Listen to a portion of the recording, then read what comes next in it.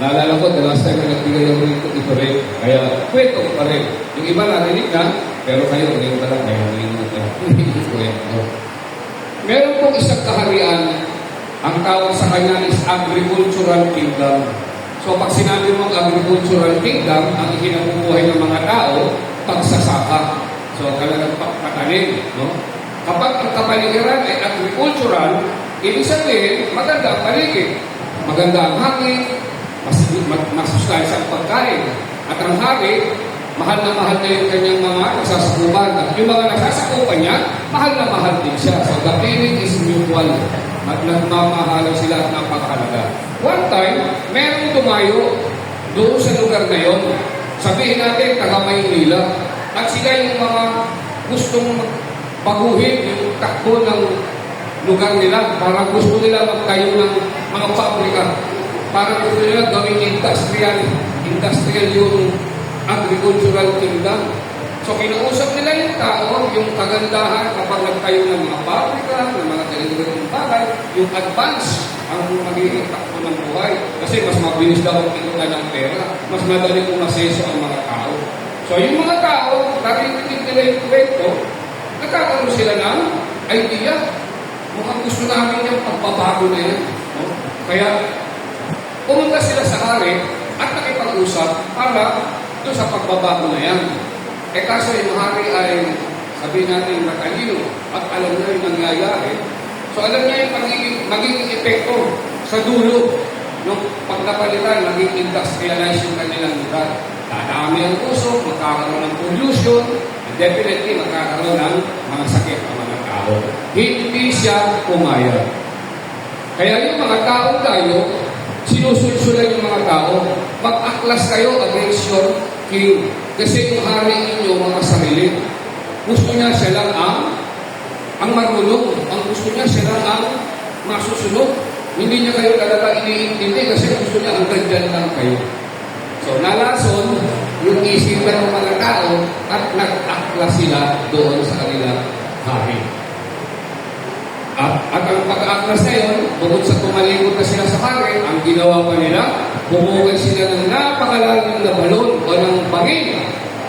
Sa gitna ng palasyo, bumukay sila ng napakalalim na bangin. In other words, talagang inihiwalay nila ang kanilang sarili doon sa kaharian, sa hari. Ay yung hari dahil mabait at talagang mapagmahal, wala siyang magawa kundi sundin kung ano ang gusto ng kanyang mga nasasakupan.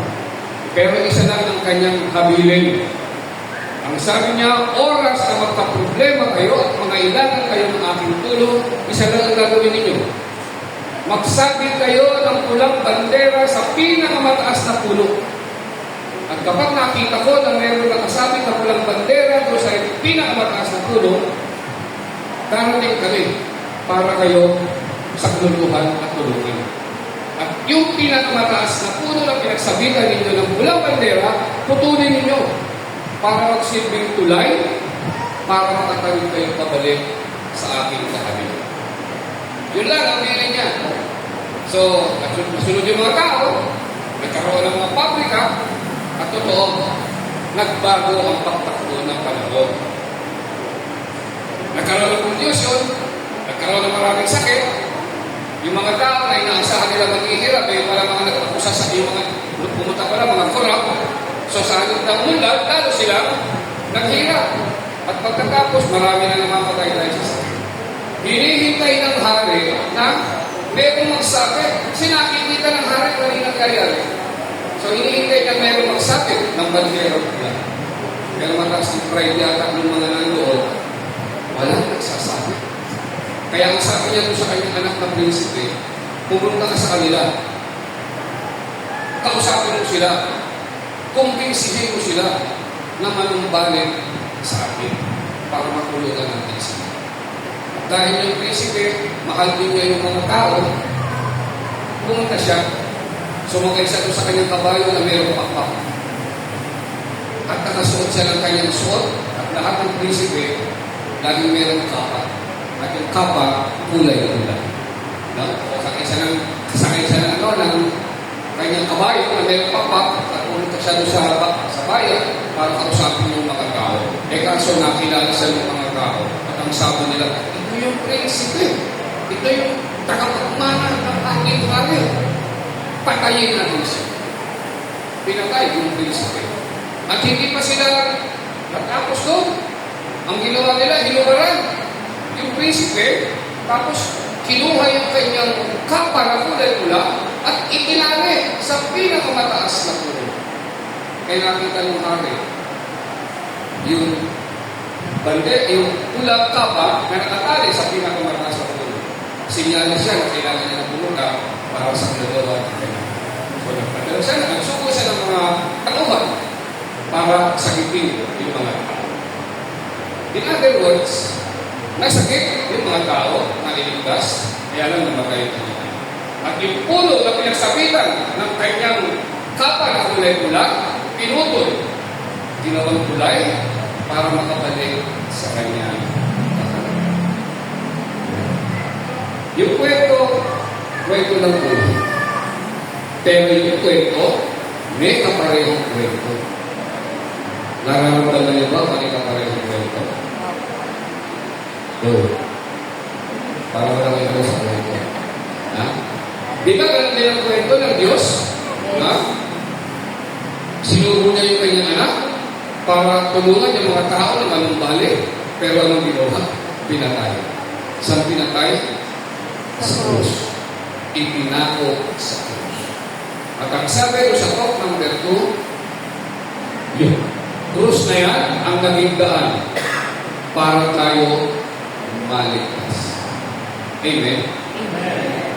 Yung krus na pinapakuan sa Kanya, ang siyang naging daan para makabalik tayo, para makatulay tayo, pabalik sa kaharian ng ating Diyos. At yung krus, meron dalawang kahoy. Isang, ang tawag dyan, horizontal, saka yung vertical. No? Dalawa ang sinisimbolize ng kahoy na yan. Horizontal and vertical. It symbolizes two things. Repentance and faith.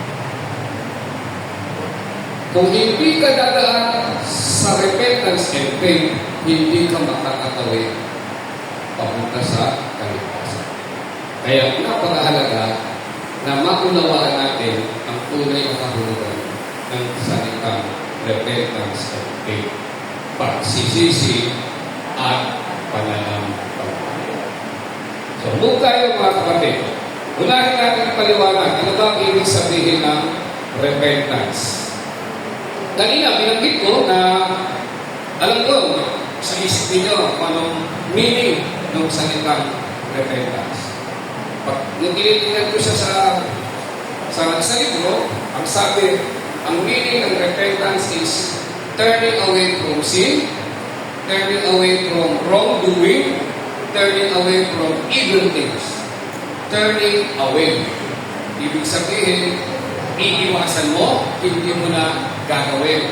Kasi yung salitang pagsisisi, ito yung meron kang nagawang mali, pagkatapos nagsisi ka, pag nagsisi ka, ibig sabihin mo, hindi mo na uulitin yung mali ginawa mo. Tama? Diba? Yun ang meaning ng salitang repentance, pagsisisi. Turning away from sin, turning away from wrongdoing, turning away from evil things. Pero nabanggit ko nga kanina, sa hapon na ito, mas palalalimin natin yung meaning ng repentance dahil ito po yung tunay at gusto ng Diyos na gawin natin, yung tunay na repentance. So ano ba yung tunay na repentance? The Greek word for repentance is metanoia. The Greek word for repentance is metanoia. Yeah. Metanoia means change of heart, change of direction, change of mind. Pagbabago ng ating mga puso. Bigyan ko lang ng kaunting para mas maunawa natin ano ba yung pagbabago na gustong sabihin dito as far as repentance is concerned. Metanoia, pagbabago ng ating puso, change of heart, change of mind. Mga kapatid, doon sa istorya ng ating Bible about Jesus, Di ba si Jesus nung bago magmahal na araw, meron tayong palaspas, di ba? May palaspas. Ano nangyari sa palaspas? Nung dumarating siya sa Jerusalem, yung mga tao nagpupuri sa kanya. Kinikilala siya bilang Kristo, bilang tagapagligtas, bilang anak ni David. Kaya yung mga tao naglalakad ng kanilang mga tela, tapos meron sila kulibo o kung anumang yung palaspas at sumisigaw sila. O sana sa anak ni David, isa pala tandaan, naniniwala sila kay Jesus. Diba? Kaso, nung Webes Santo, nung hinuli na siya, pagkatapos pinakusahan, nakita ng mga nagpapalaspas, yung mga taong palaspas, na sumisigaw pa ng Hallelujah o sana, nung nakita nila si Jesus na hinuli, parang pakiramdam nila, mahina pala ito.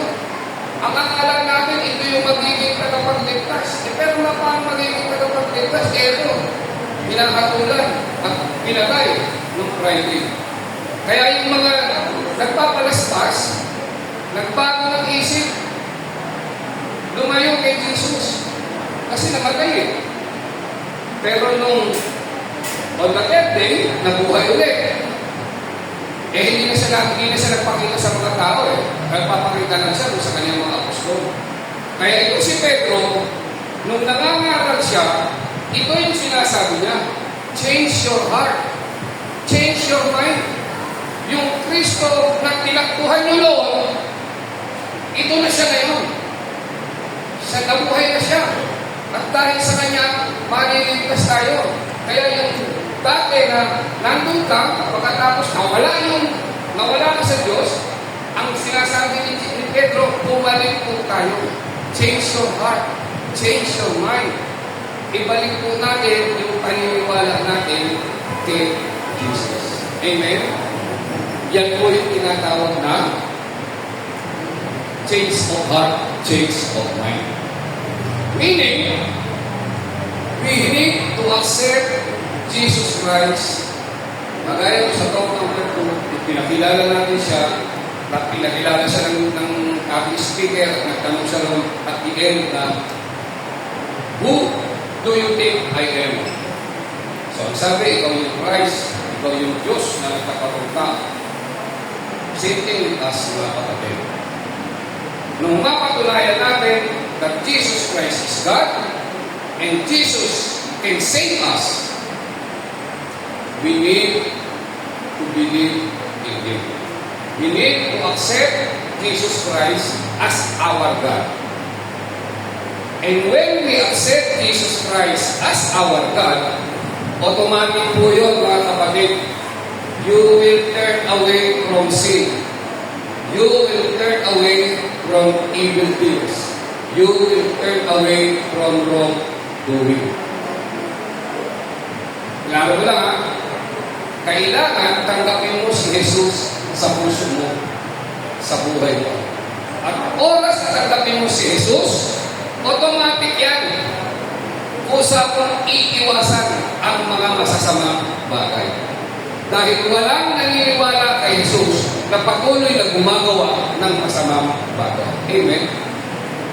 Kasi kung naniniwala ka pero patuloy na gumagawa ng masama, hindi ka totoong nagsisisi. So ano ang sabi nito? You need to change your heart. Accept Jesus Christ as your God, then automatic na po yan. Turning away. Turning away from sin is just a product of accepting Jesus Christ as your God and Savior. Gets niya? Patay tayo. Lakas ng boses ko, di ba? Di ba? So, ganun lang po yan. Kasi, ganun siya mas maganda. Kumbaga, huwag niyo na akong sabihin na hindi ko na gagawin ito. Hindi ko na gagawin ito. Hindi na ako magkaganito. Huwag niyo na akong sabihin yun. Dahil sigurado gagawin ko ulit ito. Pero kung tatanggapin mo si Jesus sa puso mo, sa buhay mo, automatic yan. Talagang kusang mauhaw ka na sa iyo yan. Yung po yung punto na gusto ko sabihin as far as repentance is concerned. So at least napalalim natin. No?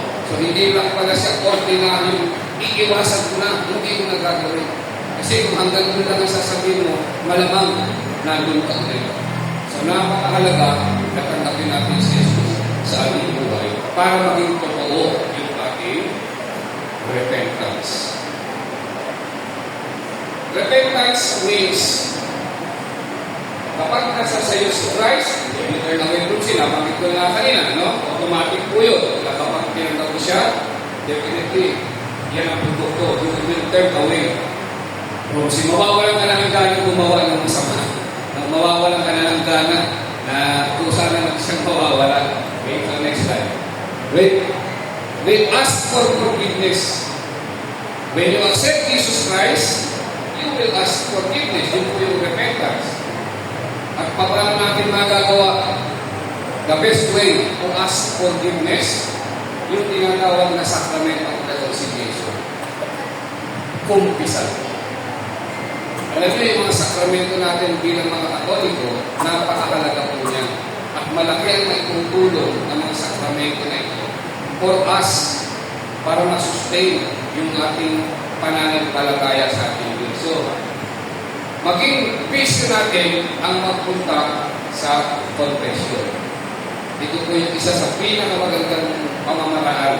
Kasi ang kasalanan, sabi ko nga, napakadali, ang daming kalawan, madali tayong mahulog. Pero kahit paulit-ulit yan, ang Diyos bukas ang kanyang kalooban. Anytime, pwede kang lumapit sa kanya to ask forgiveness. Sa pagkaling paraan, kumisa sa ating mga kapatid. So, yun po yung isa sa mga pamamaraan o kahulugan na tinatawag na repentance. Repentance means surrendering to Jesus as the Lord of your life. Yung kung turning away from sin, simple yan. Pero yung changing of heart and changing of mind, isa sa mga nakaloob yan, yung tinatawag na surrendering yourself to our Lord Jesus Christ. Ano ibig sabihin ng surrendering yourself to Jesus Christ? Dapat si Jesus na ang nagpapatakbo ng buhay. Dapat si Jesus na ang nagpapatakbo ng buhay. Paano? Maliwanag ka naman, dadaanin ko sa kwento. Paano mo ibibigay kay Jesus na siya yun na yung maging driver? Naalala ko, meron ako na ikwento, yung isang tao, meron siyang dream car. Dream car. Yung dream car niya, sabihin natin, Mercedes-Benz Sports. Nagkaroon siya ngayon ng kanyang dream car. Kapag ikaw, meron kang dream car, nako, sigurado kukulambuan mo palagi yan. Diba? Alaga sa punas, alaga sa ligo, pagkaligo, kukulambuan pa yan. No? Talagang puproteksyon na yan, hindi magagasgasan. Ganun tayo eh. Pag nakakuha natin, talagang pag-imatan natin. One time, itong may-ari ng dream car, tinatakbo niya sa sasakyan kasi susundayin niya yung kanyang asawa. Siguro sa Makati. So, dadaan siya ng EDSA. Along the way, meron siyang nakikang tao na pumaparang sa kanya. At yung pumaparang, matusing, marumil kami. Pero pumaparang sa kanya. Dream car yung dalawa, tapos paparahin kayo, sasakay mo ba? Diba? So, parang hindi niya sasakay. Kaya naglalapit na siya sa tao, nakilala niya yung tao na pumapara sa kanya. Si Jesus. Pinapara siya. Nagkaroon ngayon siya ng pagdadalawang isip. Hindi niya pwedeng takbuhan. Kasi si Jesus yung pumapara eh, no? So sabi niya, kaso dumi-dumi ng damit niya eh. Madudumihan niya yung bagong palit ng isip cover eh. Pero si Jesus yun eh. Definitely, parang sige na nga, matahin ko siya. Sabi niya, Lord, saan ba pupunta? Makikisakay lang, pwede makisakay. O sige po, sakay na po kayo, pero na kayo sa likod. Kasi yung harapan kung misis ko upo dyan, baka matumihan ko. Ito ba sa likod? Sabi ni Jesus, okay lang. Ano problema? Sabi po sa likod. Habang tumatakbo sila, nagkikwentuhan sila. Mahirap kapag si Jesus ang nakakwentuhan mo. Talagang maraming lalabas sa iyo.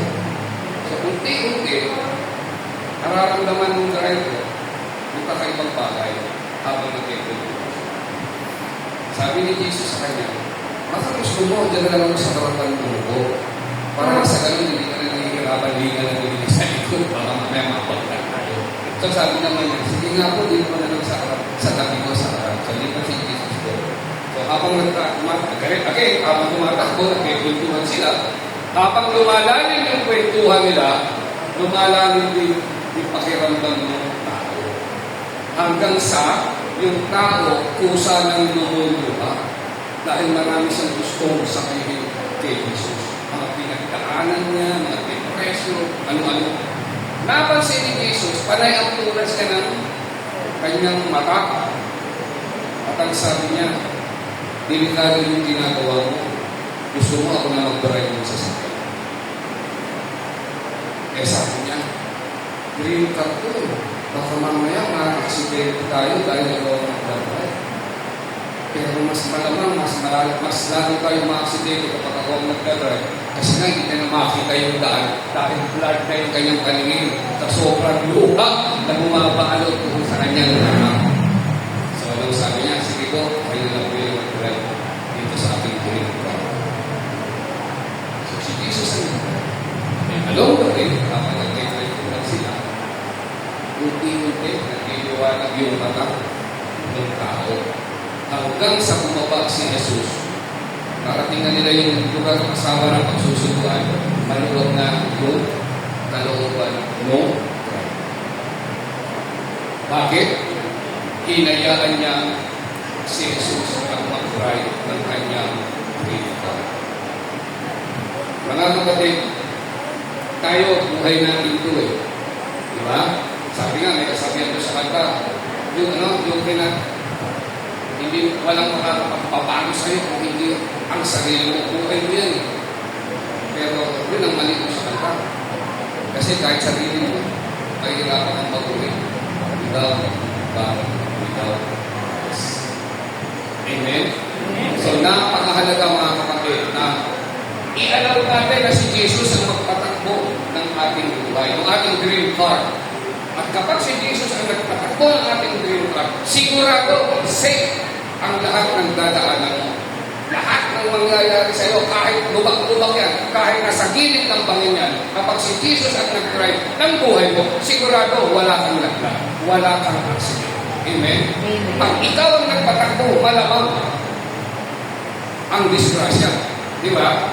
So, one of the meaning of repentance is may umugot rin. One of the meaning ng true repentance is total surrender to Jesus. Amen? Hinaan mo lang po. Mabaalo. Sound. Yung treble, merong treble bawasan. Sayang yung boses. Laki pa naman. Okay, so balik tayo. So, what meaning ng repentance is surrendering yourself. Gets niya?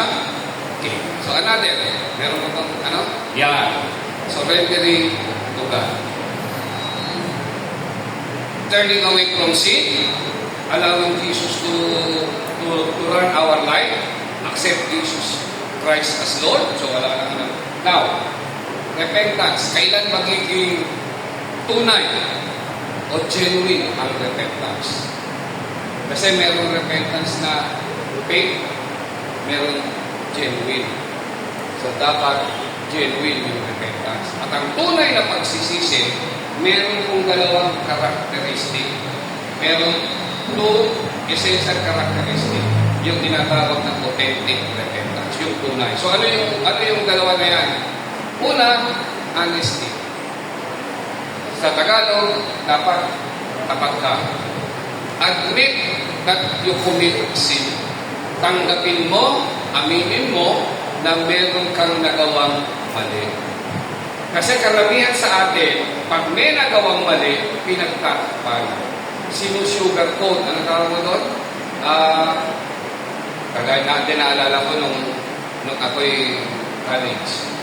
Nung nag-aaral ako ng college, hindi naman sa pagmamayabang, magaling ako eh. At ang madalas kong ginagawa, nagpapakopya ako eh. Meron kaming grupo na pag magkakaklase, bigayan, di ba? So nahuli kami at inakusahan kami, cheating ang tawag dyan. Sabi ng aming cheating. Sabi ko, hindi ko cheating yan. Ang tawag dyan, sharing. Cheating, di ba? Hindi po yan cheating, sharing yan. And sharing is one of the best thing to do, to share. Di ba? Palusot. Pinagaganda pa. Pinagaganda pa. So, ganyan tayo eh. Meron na tayong nagawang mali, pero pinipilit natin pagandahin pa. No? So, ginajustify pa natin yung nagawang mali. So, kapag yun ang ginawa mo, hindi tunay yung pagsisisi. So, kailan magiging tunay? Dapat honest ka. Admit that you commit sin. Mali is mali. Kaya tanggapin mo para maging tunay. Diba? So, another is humility. Pagpapakumbaba. Admit that we are weak and we need help. Mga kapatid, walang nagsisisi dahil naisipan lang niyang magsisi. Merong ganun, pero hindi siya nagkakatampay. Bakit? Isa sa pinakamahirap gawin ng tao, yung humingi ng sorry. It's hard. Sabi sa kanta, it's hard for me to say I'm sorry. Sabi nga sa sorry is one of the best, hardest. Sabi na rin, Elton John. No? Saying sorry is one of the hardest thing. No? Para ang hirap-hirap talaga magsalita ng sorry. Kasi nga, yung pride, may pride ang tao. Para nagiging mababa yung kanyang pagkatao kapag humihingi siya ng sorry. No? Kaya, para maging tunay yung ating pagsisisi, dapat nandun yung humility, pagpapakumbaba. And other words, mahina ang tao, kailangan mo ang tulong ng Diyos. You have to admit that you need God para magkaroon ka ng humility to say sorry kung meron ka mang kagawa. So, dyan lang po magiging genuine yung ating repentance. Kapag merong honesty, admitting, saka pagpapakumbaba, yung pride tatanggalin. Amen? Siguro konting bagay lang. Ilang kwento regarding sa repentance.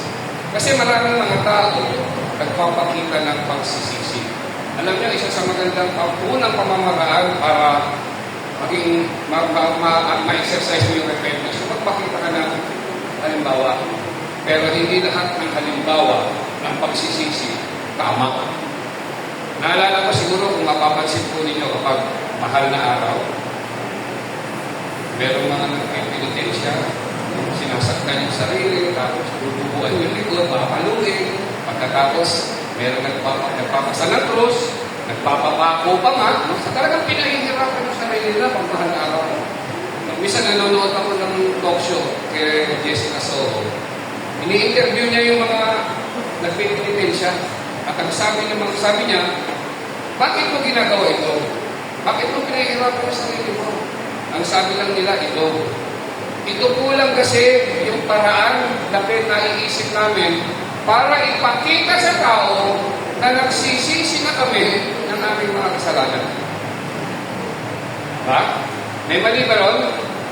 Sa isang banda, pag tinignan mo, tama, okay lang. Maganda na, pinakikita mo nga na nagsisisi ka. Maganda yung meron kang initiative na ipakita. Ang problema doon sa mga nagkakaroon, yung araw na yun, nagsisisi. Pagkatapos ng alas 3, maglilinis na yun eh. Di ba? At pag naglinis na yun, pag linis na, makikita mo na luminis na sa kumaan. Hindi pa tapos yung Biyernes Santo, lasing na. Nangaaway na. Yung sugat, hindi pa tuyo eh. May bandage pa eh. Pero balik na siya sa dati. Yung ugali niya sa loob ng isang taon, bumaitan mong Biyernes Santo nung nagdanon eh. Hanggang Biyernes Santo. Wala pa yung Sabado de Gloria. Balik na eh, di ba? So ito yung sinasabi natin na mga pagpapakita ng pagsisisi, pero hindi tunay. No? One time, meron din akong, kasi yung conference, meron kami mga city hall, city jail. Nagbibigay din po kami ng CLB sa mga city jail. At ako rin ang speaker one time doon sa Caloocan City Jail. At meron isang grupo ng mga inmates. Nandun ako para mag-facilitate. Meron isang inmate, ang sabi niya, nagsisisi na ako sa mga kasalanan na nagawa ko. O sabi ko, tama yan, di ba po bakit mo naman naisipang magsisi? Kasi dito sa kulungan, ang hirap ng buhay. Natutulog ka, patayo na nga yung tulog mo, may oras pa. 4 na oras lang, 2 oras lang, kasi puno yung selda, meron din matutulog sa kinatatayuan mo. Nakatayuan na lang natutulog, tapos gigisingin ka para may papalit na tatayo doon, pag kailangan din niyang matulog. Diba? Grabe yung at sabi niya, nagsisisi siya kasi nga, nahihirapan siya sa sitwasyon niya. Tanong mga kapatid, nagsasabi siya ng nagsisisi. Bakit nagsisisi? Nahihirapan na. He is now facing the consequences of the sin that he made. Ang tanong, paano kung hindi ka nahihirapan? Magsisisi ka kaya? Kadalasan ganyan tayo. Diba? Kapag nandun na yung consequences, sana tayo nagsisisi. Pati hintayin pa natin dumating doon bago tayo magsisi. Diba? So ito lang yung mga ilang kwento as far as repentance is concerned. To make it genuine, dapat totoo, dapat talagang nandoon at tunay na kahulugan ng salitang pagsisisi. And again, balikan ko lang, the true meaning of repentance is accepting Jesus Christ in your heart, in your life. When you accept Jesus Christ, lahat yan automatic mangyayari. Amen? Amen. Now, balik tayo sa pangalawa. Para ngayon pa lang ako nag-iintro, ngayon pa lang ako pinagpapamisan. The second one is faith. Repentance and faith. Kung bago natin puntahan yung faith, sabi ko, ang tunay na meaning, supposed to be ang tunay na meaning, ang talagang a deeper meaning ng salitang repentance is accepting Jesus Christ. But accepting Jesus Christ requires faith. It requires faith. And another kwento about faith. Kasi kailangan nandoon yung faith mo sa Kanya para mo siya matanggap. Amen? Now, when we talk about faith, faith is paniniwala, pananampalataya. Diba? Yan ang talagang meaning niya. Paniniwala, pananampalataya. At sabi ko, mas sa gabi, sa hapon na ito, palalalim natin yung mas malalim na meaning para ito kasi yung gusto ng Diyos na gawin natin para sa Kanya. So, palalimin natin, what is faith? Faith is pananampalataya. So, sabi dito, ang meaning ng faith in the book of Hebrew ay, faith is realization of what is hoped for and evidence of things not seen. Sa Tagalog, ang pananampalataya ay katiyakan na mangyayari ang ating mga inaasahan. Mangyayari ang ating mga inaasahan at paninindigan tungkol sa mga bagay na hindi natin nakikita. Naniniwala tayo na mangyayari ang bagay na ito kahit hindi pa nangyayari. Yun po yung tinatawag na faith. Diba? At kadalasan, when we talk about faith, we talk about God. Why? Hindi natin nakikita ang Diyos. Pero naniniwala tayo na mayroong Diyos. Pero naniniwala tayo na may magagawa ang Diyos. That was faith. Ang paniniwala, sumasampalataya. Now, ano ba yung mga faith? Faith is a grace from God. Faith is a grace from God. Hindi mo pwedeng sabihin na naniniwala ako. Hindi mo kaya yan bilang tao. Ang faith, ang grace, hindi po yan na-earn na pagtatrabahuhan mo. It is a gift that comes from God. It is an ang grace is an intervention. So galing po yan sa Diyos. Ibibigay sa iyo ng Diyos. All you have to do is accept it at isabuhay. So hindi mo pwede sabihin, hindi, naniniwala ko. Maniniwala talaga. Magandang lang yan, galing sa iyo. Malamang dumagsak yan. So, always remember that faith comes from God. It is a grace that comes from God. Another is, paniniwala sa faith is, Faith is belief in the gospel. Kanina, repentance requires faith. And faith is believing to Jesus Christ. Believing to the messenger and to the message He brings. Kapag naniniwala ka kay Kristo at naniniwala ka sa mga sinasabi niya, that was faith. Di ba? So that was faith. Ito yung mga literal na meaning ng faith. Now, puntahan natin yung mas malalim na meaning ng faith. Faith, the Greek word for faith is pistis. P-I-S-T-I-S. Pistis, which means to entrust. Magtiwala. Magtiwala. Mga kapatid, kung yung faith na meron ka, mananatili rin doon sa naniniwala ka na may Diyos, naniniwala ka kay Jesus, kung hanggang doon lang ang iyong faith sa paniniwala, ang demonyo naniniwala rin sa Diyos. Ang demonyo naniniwala rin kay Jesus. Kung ang paniniwala ng demonyo kagaya rin lang ng paniniwala mo, di ano pinagkaiba ninyo? Di ba? Even yung masasamang tao, naniniwala rin sa Diyos. Naniniwala rin kay Jesus. Kung yung paniniwala nila kagaya rin lang ng paniniwala mo, anong pinagkaiba mo sa kanila? Di ba? Dapat mas malalim ang maging paniniwala natin sa Kanya. At para mapalalim natin yung salitang faith, palitan natin yung paniniwala. Gawin natin pagtitiwala. Pagtitiwala. At ito ang karamihan sa atin, wala. Naniniwala tayo, pero hindi tayo nagtitiwala. Kwento. Ikaw, may araw pa naman. Maaga pa. Para lang, just to bring my point regarding sa pagtitiwala. Ano ang kwento ng ibigay? Ito, si Nonoy.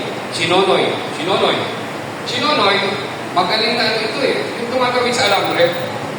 Yung tumatawid sa alambre, mga circus. Magaling siya, kilala siya. Ang mga tao, kilala siya. Talagang yung paniniwala sa kanya. Ganun na lang. One time, nag-exhibition itong si Nonoy. Pumunta siya sa Ayala, matataas ang building dyan, magkabilang building, tawid ng Ayala, naglagay ng tablet.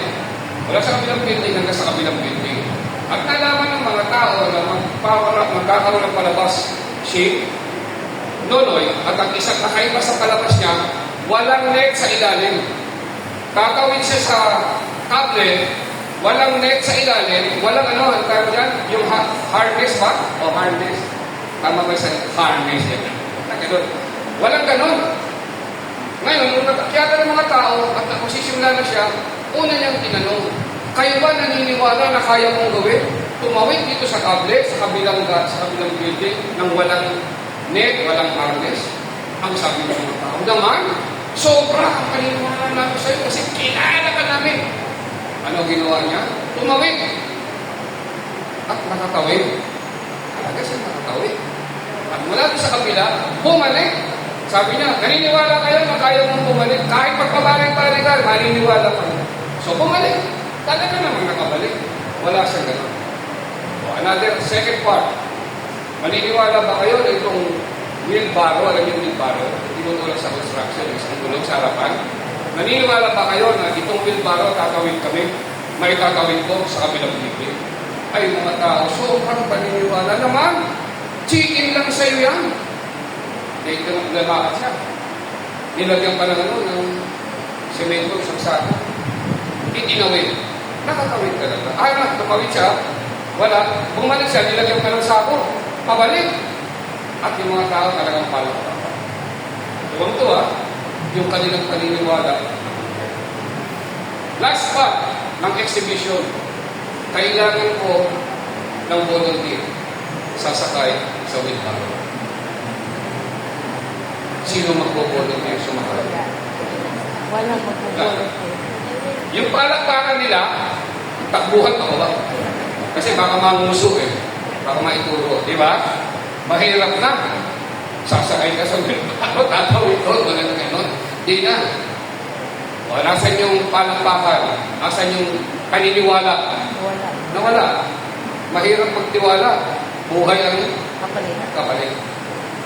Yan tayo sa Diyos natin. Naniniwala, pinagsisigawan, pero ayaw magtiwala. Yung sinabi niya na, ituloy mo si FPR. Kasi malaki ang magagawa niya sa iyo. Di ba? Ito po yung importante sa salitang faith. Magtiwala. Gets ya? Yes po. So, mas malalim yan, di ba? Ngayon, nag-build na kasi, kailangan ko na yan, build. Huling ano lang, huling kwento.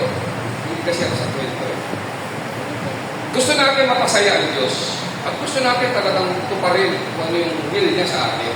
At isa sa mga pinakamaganda is to bring pleasure to our God. At ito po yung gusto kong ibigay para mas maramdaman natin yung salitang tiwala. At kapag ginawa natin yan, matutuwa ang Diyos.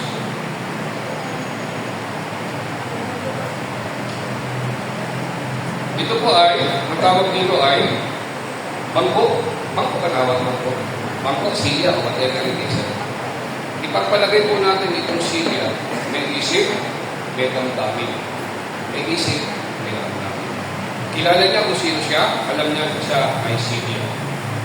Ang tanong niya sa inyo, nauupuan, pwede ba tumupuan? Ang tanong niya sa inyo, pwede ba tumupuan? Anong sagot? Pwede, di ba? Dahil talaga naman ito'y upuan. At masaya na siya na malaman nyo na pwede siyang upuan. Naniniwala kayo na pwede siyang upuan.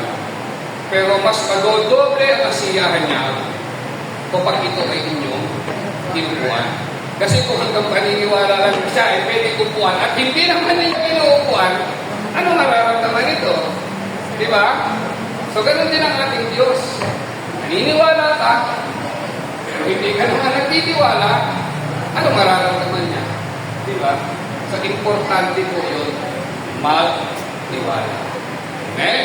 Amen. So, I do hope na at least napalalim mo yung meaning yung salitang repentance and faith. Now, hindi po pwedeng paghiwalayin parang number. Repentance and faith always go together. Hindi mo pwede magsisisi ka lang, pero hindi ka naman mananampalataya. Hindi naman pwedeng naniniwala ka, pero hindi ka naman nagsisisi. Di ba? So, it always go together. It takes two to tango. Hindi pwede paghiwalayin. Hindi mabubuo yung krus kung isa lang yung kahoy. No? Kaya, importante po yan. Repentance and faith is inseparable. Okay, next slide. Consequences of repentance and faith. Ano po ang magiging benefit natin kapag ginagawa natin yung tunay na repentance at yung tunay na faith? Accepting Jesus Christ and pagtiwala kay Jesus Christ. Ano ang mga consequences nito? Una is the promise of forgiveness, salvation, and eternal life. Definitely, makakapasok ka sa langit. Di ba? Kapag tunay at ginagawa mo, pagpapatawad sa mga kasalanan dahil nagsisisi ka, dahil tunay yung pagsisisi mo, definitely, nakakawarin ka. At pag napatawad ka, o yun, langit ang punta mo. Akit ka sa taas, hindi ka ibababa, hindi ka machichicharon doon. So talaga, you live happily ever after. Eternal life. Yan, consequences ng true repentance and faith. Another, yung tinatawag na freedom from the fear of death. Freedom from the fear of death. Sino mo sa inyo ang takot mamatay? Taas ng kamay. Walang gusto magtaas? Lahat. Definitely, di ba? Lahat takot mamatay. Lalo na pag bata ka pa. Di ba? Takot mamatay. Bakit takot mamatay? Ang takot. Bakit siya takot mamatay? Meron ako napapanood ng pelikula. Kasi may mga anak pa ako. No? May mga business pa ako yung tatakbo. Bata pa ako. Hindi pa ako makakating ng Macau. Hindi pa ako makakating ng Hong Kong. Marami pa akong pwedeng gawin. No? Marami pa akong pwedeng puntahan. So sa kanila, pag talagang hindi ko makalakad, yan, parang gano'n no? Takot, mamatay. Pero kapag meron ka pong repentance and faith na tunay, yung takot na yan, mawawala. Bakit? Hindi naman talaga dahilan yung yung may mga mahal sa buhay kang naiwan, meron ka pang whatever it is. Hindi yun ang tunay na dahilan. Ang tunay na dahilan, bakit takot tayo mamatay? Hindi tayo handa. We are not prepared. Yan ang dahilan. Kasi kung hindi ka prepared, malamang doon sa ilalim babagsak. Pero kung prepare ka, kilala mo na siya, bakit pagkasal ko, bukas ko rin na. Baka mamaya magbago pa Ngayon na, habang mapapit pa ako na, meron akong pasit. Mawawala yung takot mo, totoo yun. Totoo yun. Kasi handa ka nang umarap sa Kanya. At wala nang imakasarap na buhay, kasama siya. Lahat yan ang pangarap. Amen? O, meron ba nangangarap dito na sa baba titira? Wala, di ba? Oo. Kaya kayo natin dito kasi isa sa gusto ninyo makarating sa taas Yan ang pangarap talaga natin Pero gusto natin later. Later na. Pero kapag totoo, pag repentance ng faith, talagang nagawa mo at maging malapit ka sa Kanya, yung takot. Amen? And the last but not the least, bilang pagkatapos mga kapatid, yung pong panawagan ng mga apostol, lalo na ni Pedro, nung panahon ni Jesus, 22,000 years ago, metanoia, change your heart, change your mind. Accept Jesus Christ as your God, and then believe to the messenger and to the message. Kapag po nagawa natin yan, kaya ay ang magiging. Amen? At maraming salamat at magandang hapon po.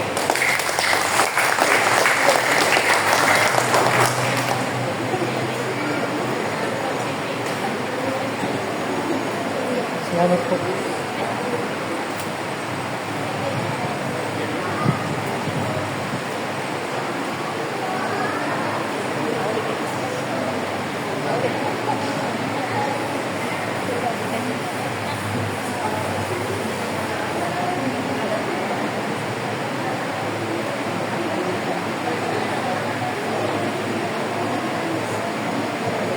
Hi! Hello! Gising na gising. Salamat sa Diyos. Naintindihan niyo po yung topic natin ngayon. Alin lang naman yan, yung naintindihan o hindi. Baka may question po kayo at may gumugulo pa sa isipan niyo. Habang nandito pa po yung ating speaker, ay pwede po kayong magtanong. May tanong po ba? Hello? May tanong po ba kayo? Pag nagtanong, sasagutin niya. Okay na po? Wala na po ba tanong? Okay, kung wala na po tanong, ibibigay ko po ang mikropono kay Brother Dennis. Hello? Kumain na ba kayo? Diba? I-prepare sila ron ng pang-merienda. Medyo mabigat na yung merienda na. So, okay, tawagin ko muna si Bro Eddie Boy. Yan. Buwang-buwa ko yung picture nyo. Okay? Binago ko namin yung certificate. Okay? Purpose for Christ, Certificate of Appreciation. This certificate is presented to Bro Eduardo Taku. In grateful recognition of your valuable time, effort, and generosity in sharing your knowledge and wisdom. Talk number 3, Repentance and Faith. Presented on July 6 at Our Lady of the Holy Rosary Parish. Isa na lang po namin ito. May San Valenzuela City. So, pinhead, Brother Grayson, signed Leonardo, and signed by our chapter head, Bro Orlando Domingo. Robinson,